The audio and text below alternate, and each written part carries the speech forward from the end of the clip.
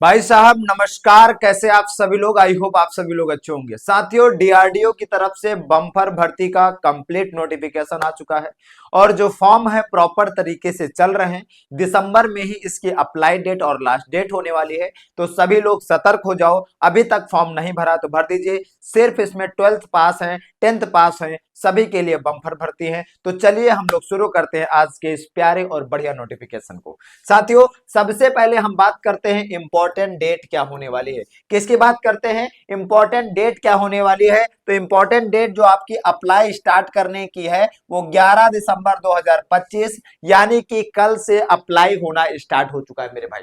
ठीक है, आगे बात करते हैं लास्ट डेट की। तो 1 जनवरी 2026, क्या भैया? 1 जनवरी 2026 इसकी लास्ट डेट है और फीस पेमेंट करने की लास्ट डेट 3 जनवरी 2026 है। मतलब कि 2 डेज इसमें आप सभी को बोनस के हिसाब से दिया गया है।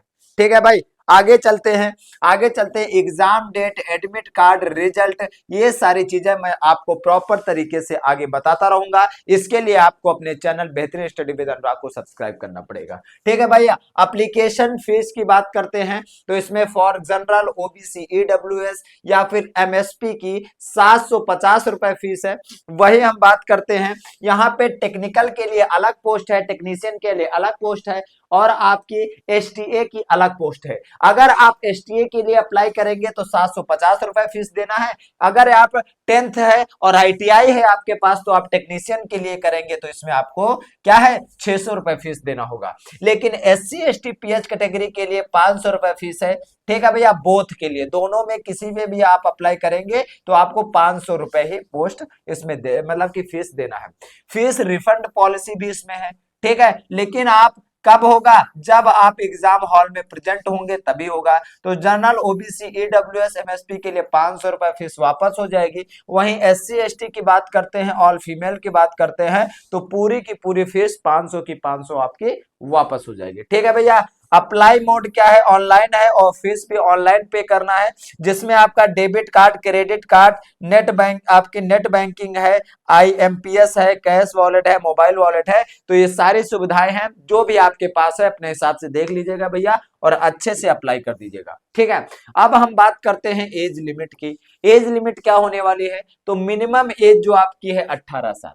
क्या मेरे भाई? मिनिमम एज जो है 18 साल है और मैक्सिमम एज जो आप करेंगे एसटीए के लिए अप्लाई, मतलब कि सीनियर टेक्निकल असिस्टेंट के लिए अगर आप अप्लाई करेंगे तो आपकी अप्लाई डेट का मिनिमम क्या हो जाएगा, मैक्सिमम क्या हो जाएगा बेटा? 18 से 25 है। क्या है? 18 से 25 है। वही हम बात करते हैं, अगर आपने क्या है टेक्नीशियन के लिए किया है, टेक्नीशियन के लिए किया है तो आपकी जो मैक्सिमम एज है वो है 28 साल।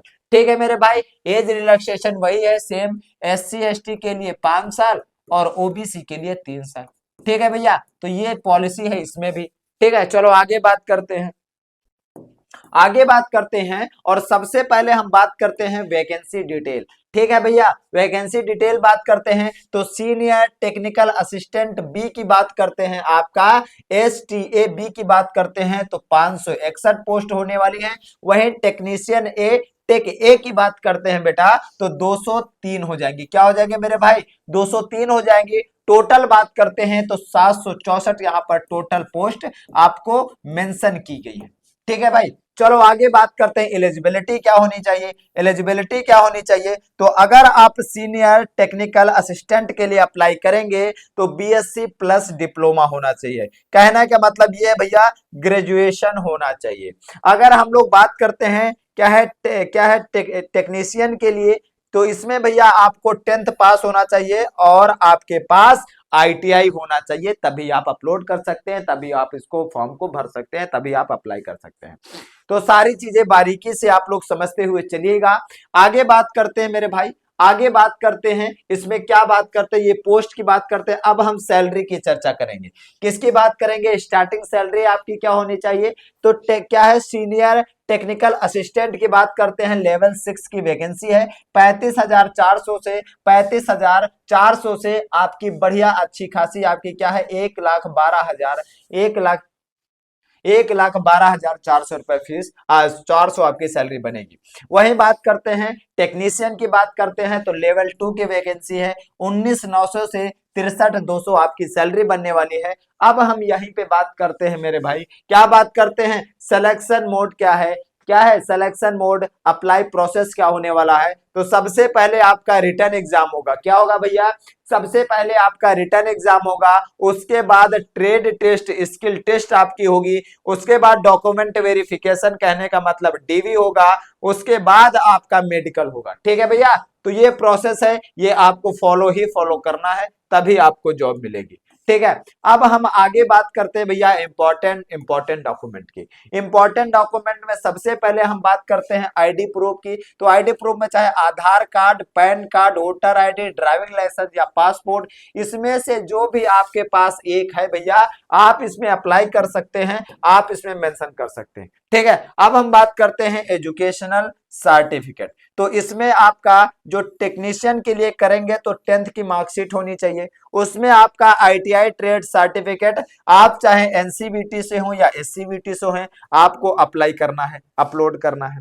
आप बात करते हैं आपका एसटीए बी की बात करते हैं तो ग्रेजुएशन होना चाहिए, डिप्लोमा मार्कशीट आपको अपलोड करना है। तो ये सारी चीजें आपको अपलोड करना है। अब हम आगे बात करते हैं, और आगे क्या है, डेट ऑफ बर्थ जो आपके है प्रूफ, इसकी बात करते हैं। तो इसके लिए अगर आपके पास बर्थ सर्टिफिकेट है तो कोई दिक्कत परेशानी समस्या की बात नहीं है। अगर बर्थ सर्टिफिकेट नहीं है हमारे पास तो हम सिंपली 10th की मार्कशीट अपलोड करेंगे, क्योंकि 10th की मार्कशीट में हमारी डीओबी वहां पे मेंशन होती है मेरे भाई। ठीक है, अगर हम बात करते हैं कैटेगरी सर्टिफिकेट की, तो कैटेगरी सर्टिफिकेट इसलिए लगाना जरूरी है क्योंकि भैया लाभ चाहिए तो लगाना पड़ेगा। ठीक है, तो इसके लिए ओबीसी, एससी, एसटी और ईडब्ल्यूएस का जो आपको बेनिफिट चाहिए तो आपको कैटेगरी सर्टिफिकेट लगाना ही पड़ेगा। ठीक है, अब बात करते हैं फोटो और सिग्नेचर। किसकी बात करते हैं भैया, फोटो और सिग्नेचर की बात करते हैं। तो इसके लिए रिसेंटली फोटो साइज होनी चाहिए भैया, फोटो बिल्कुल अभी की होनी चाहिए, प्रेजेंट टाइम की होनी चाहिए। और जो भी डॉक्यूमेंट आप लगाएंगे इसमें स्कैन लगाएंगे, चाहे वो फोटो हो या फिर कोई डॉक्यूमेंट हो या फिर साइन हो। ठीक है भाई, चलो आगे चलते हैं, आधार की बात करते हैं। आधार एड्रेस प्रूफ में आप आधार कार्ड लगा सकते हैं, क्या है, आप इलेक्ट्रिसिटी बिल लगा सकते हैं, राशन कार्ड लगाते हैं, बैंक पासबुक लगाते हैं, क्योंकि सारी चीजें इसमें मेंशन होती हैं। एक सर्विसमैन की बात करते हैं, पीडब्ल्यू की बात करते हैं, मतलब डिसेबिलिटी सर्टिफिकेट आप लगा सकते हैं, जो आप डिसेबिलिटी है किसी भी प्रकार की। अगर आप एस सर्विसमैन है तो अपना सर्विस सर्टिफिकेट, एनओसी वगैरह आपको लगाना ही पड़ेगा। अदर डॉक्यूमेंट की बात करते हैं, अगर आपने कहीं अप्रेंटिसशिप किया है तो उसको आप मेंशन करिए, कोई एक्सपीरियंस है तो उसको मेंशन करिए। तो आई होप ये सारी जानकारी आपको पता हो गई होगी। और भैया इसमें बम्पर भर्ती निकली है, आप सभी लोग अभी तक अप्लाई नहीं किए हैं तो आप सभी लोग अप्लाई कर दीजिए। इस वैकेंसी से रिलेटेड अगर कोई भी किसी भी प्रकार की समस्या, कोई भी क्वेश्चन है आपके माइंड में तो भैया बेझिझक पूछ सकते हैं। ठीक है, कमेंट बॉक्स आपके लिए खाली है। अभी तक चैनल को सब्सक्राइब नहीं किया है तो प्लीज चैनल को सब्सक्राइब कर लीजिए, बेल आइकन को प्रेस कर लीजिए, जिससे हमारी आने वाली हर एक वीडियो का नोटिफिकेशन आपको मिल जाए सबसे पहले। मिलते हैं साथियों एक नए इन्फॉर्मेशन के साथ, एक नई वीडियो के साथ। तब तक के लिए जय हिंद, जय भारत साथियों।